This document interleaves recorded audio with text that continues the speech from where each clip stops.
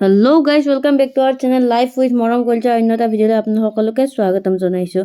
আৰু আজি আমাৰ পুৰীৰ তৃতীয়টো দিন, আৰু আজি তৃতীয়টো দিনত আমি গৈ আছোঁ পুৰীৰ যিখিনি ভুৱনেশ্বৰ বা বাকী কৰ্ণাটকৰ ওচৰত যিখিনি চাইট ছিইং থাকে, সেই চাইট ছিইঙৰ কাৰণে আমি গোটেইখিনি মানুহ একেলগে ওলাই এতিয়া গৈ আছোঁ। আজি আমি চন্দ্ৰভাগা বিচৰ পৰা আৰম্ভ কৰি কৰ্ণাটকৰ সূৰ্য মন্দিৰ, লিংগৰাজ মন্দিৰ, ধৌলি শান্তি স্তূপ, খণ্ডগিৰি, উদয়গিৰি, সেই গোটেইখিনি ঠাই আমি কভাৰ কৰিব চেষ্টা কৰিম আৰু সকলো ঠাইৰ পৰা অলপ অলপ ক্লিপ আপোনালোকক দেখাবৰ কাৰণে চেষ্টা কৰিম। পুৰীৰ পৰা প্ৰায় 30 কিলোমিটাৰ দূৰত অৱস্থিত এই বিচটো, আৰু আমি বৰ্তমান আহি পাইছোঁ চন্দ্ৰভাগা বিচত। আৰু কৰ্ণাটক উপকূলৰ চন্দ্ৰভাগা বিল প্ৰথমটো ভাৰতৰ উপকূল যিয়ে ব্লু ফ্লেগ প্ৰমাণ পত্ৰ পাইছে। তাত আমি কিছু সময় ৰৈছোঁ, যদিও তাৰ কোনো ক্লিপ লোৱা যোৱা নাই। আমি কিছু সময় ৰৈ তাৰ পৰা আমি ডাইৰেক্টলি গৈছোঁ কৰ্ণাটকৰ সূৰ্য মন্দিৰ, আৰু সূৰ্য মন্দিৰৰ প্ৰতিটো খণ্ড দেখাবলৈ আমি আপোনালোকক চেষ্টা কৰিম। আৰু বৰ্তমান আমি আহি পাইছোঁ কৰ্ণাটকৰ সূৰ্য মন্দিৰ। এই মন্দিৰটো উৰিষ্যা ৰাজ্যৰ কোণাৰ্কত ত্ৰয়োদশ শতাব্দীত নিৰ্মিত এটা সূৰ্য মন্দিৰ, আৰু এইটো মন্দিৰ বংগোপসাগৰৰ তীৰত ভাৰতবৰ্ষৰ পূব উপকূলৰ মহানদী যিটো ব-দ্বীপ বুলি কয়, মহানদী ব-দ্বীপত অৱস্থিত। আৰু এই মন্দিৰটো নিৰ্মাণ কৰিছিল পূব গংগ ৰাজবংশৰ প্ৰথমজন ৰজা নৰসিংহদেৱে। বলক আমি মন্দিৰটোৰ ভিতৰলৈকে যাওঁ, আৰু ভিতৰলৈকে যাব হ'লে আমি টিকেট ল'ব লাগিব, মানে টিকেট চিষ্টেমত সোমাব লাগে। গতিকে বলক আমি যাওঁ, টিকেট লওঁ, টিকেট লৈ মন্দিৰৰ ভিতৰলৈকে যাওঁ, আৰু ভিতৰত কি আছে কি নাই গোটেই বস্তুখিনি আমি দেখাই আছোঁ। এইটোৱে কৰ্ণাটকৰ বিখ্যাত সূৰ্য মন্দিৰ, আৰু এই সূৰ্য মন্দিৰটো নিৰ্মাণ কৰা হৈছে সূৰ্য দেৱতাৰ যি 24 চক্ৰ বিশিষ্ট ৰথ আছে, সেই ৰথখনৰ আকাৰত।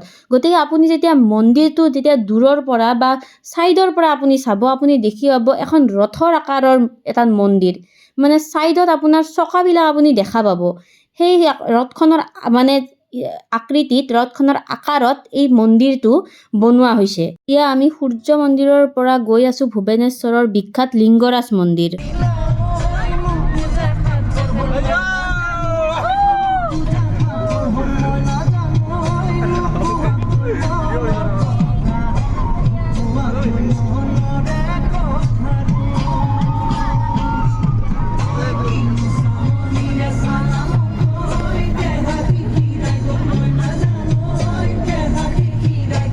ভুৱনেশ্বৰৰ আটাইতকৈ ডাঙৰ মন্দিৰটোৱে হৈছে লিংগৰাজ মন্দিৰ, আৰু এই মন্দিৰটো 180 ফুট মানে 55 মিটাৰ ওখ। আৰু এই মন্দিৰটোৰ ভিতৰত 108টা মন্দিৰ আছে, আৰু এই মন্দিৰটোত শিৱ পূজা কৰা হয়।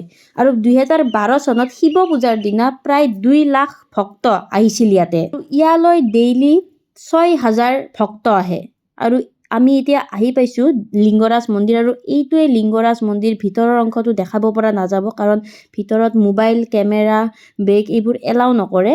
অকল ভক্ত ভিতৰত যায়, তাতে দৰ্শন কৰে, দৰ্শন কৰি আহিব লাগে। গতিকে ভিতৰৰ অংশখিনি দেখাব পৰা নাযাব, আৰু বাহিৰৰ পৰাই কিছু অংশ দেখাবলৈ আমি চেষ্টা কৰিছোঁ। তাত আমি দৰ্শন প্ৰায় 1 ঘণ্টাৰ ভিতৰত আমাৰ দৰ্শন হৈ গৈছিলে। আৰু লিংগৰাজ মন্দিৰ দৰ্শন কৰি আমি ডাইৰেক্টলি গৈছিলোঁ লাঞ্চ কৰিবৰ কাৰণে, আৰু খানা খাই আমি যাম ধৌলি শান্তি স্তূপ। গতিকে আমাৰ ভিডিঅ'টো শেষলৈকে চাই থাকক, আপোনালোকক দেখাই আছোঁ আৰু আমি কি কি কৰিম আৰু ক'ত ক'ত আমি যাম আজিৰ দিনটোত।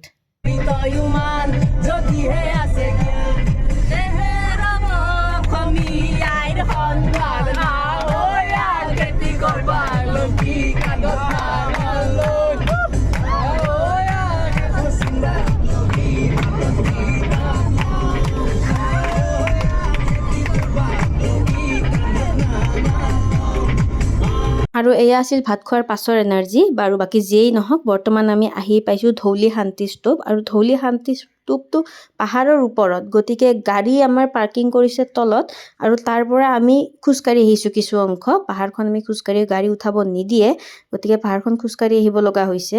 আৰু এই যিটো শান্তি স্তূপ, ধৌলি শান্তি স্তূপটো, এই শান্তি স্তূপটো কলিংগ যুদ্ধৰ সাক্ষী বুলি কয়। মানে কলিংগ যুদ্ধ হোৱাৰ এটা অঞ্চল এই ধৌলি পাহাৰখন। আৰু ধৌলি পাহাৰখন আপোনাৰ ভুৱনেশ্বৰৰ পৰা 8 কিলোমিটাৰমান দূৰত দক্ষিণে দয়া নদীৰ পাৰত আছে। দয়া নদীৰ পাৰত অৱস্থিত এই পাহাৰখনৰ ওপৰত আছে এই ধৌলিগিৰি শান্তি স্তূপ। আৰু ইয়াত আমি আহি পাইছোঁ দুপৰীয়াৰ ভাগত, মানে প্ৰায় 3টামান বজাত, 2:30-3টা বজাৰ ভিতৰত, আৰু বহুত বেছি গৰম।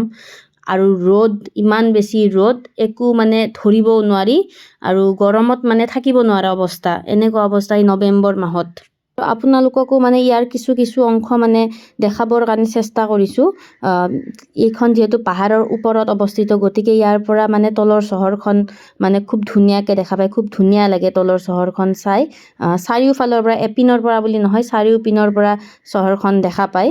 আৰু ইয়াৰ চাৰিওফাল ঘূৰি বৰ্তমান আমি ফটো ভিডিঅ' উঠাত লাগি গৈছোঁ, আৰু ইফালে কলিজাই ৰিলচ বনাই আছে, আৰু আমিও পূৰা ফটো উঠাত লাগি গৈছোঁ। গোটেইখিনিয়ে ফটো চটো উঠি ইয়াৰ পৰা আমি যাম খণ্ডগিৰি উদয়গিৰি। আৰু বৰ্তমান আমি আহি পাইছোঁ খণ্ডগিৰি উদয়গিৰিত, আৰু পাৰ্কিঙৰ পৰা কিছু অংশ খোজকাঢ়ি যাব লাগে।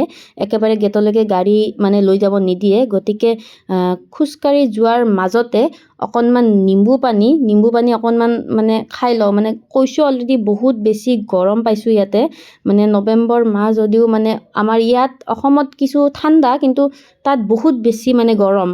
আৰু এতিয়া আমি নেমু পানী খাই গোটেইখিনি গৈ আছোঁ টিকেট কাউণ্টাৰ। টিকেট লৈ আমি ভিতৰত সোমাম, আৰু বলক ভিতৰত কি আছে কি নাই সেইখিনি আপোনালোকক দেখাই আছোঁ।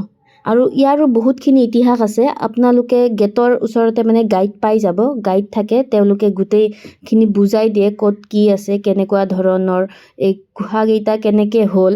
আৰু ইয়াত গোটেইখিনি মানে প্ৰাকৃতিক নহয়, আধা অংশ প্ৰাকৃতিক আৰু আধা কৃত্ৰিমভাৱে গুহা বনাইছে ইয়াতে।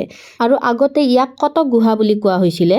আৰু খণ্ডগিৰি উদয়গিৰি দুখন বেলেগ বেলেগ পাহাৰ, এখন খণ্ডগিৰি, এখন উদয়গিৰি। আৰু উদয়গিৰি নামটো এইকাৰণে নিয়া গৈছে, তাতে সূৰ্য উদয় পাহাৰ বুলি কয়, গতিকে সেইকাৰণে সেই নামটো কৈছে উদয়গিৰি। আৰু উদয়গিৰি পাহাৰত 18টা গুহা আছে, আৰু খণ্ডগিৰিত 15টা গুহা আছে। আৰু ইয়াৰ কিছু অংশ আপোনালোকক দেখাবৰ কাৰণে মই চেষ্টা কৰিছোঁ। আৰু ইয়াৰ পাছত আমি গৈছিলোঁ সাক্ষীগোপাল টেম্পল, আৰু সাক্ষীগোপাল টেম্পল পুৰী ভুৱনেশ্বৰ হাইৱেত অৱস্থিত।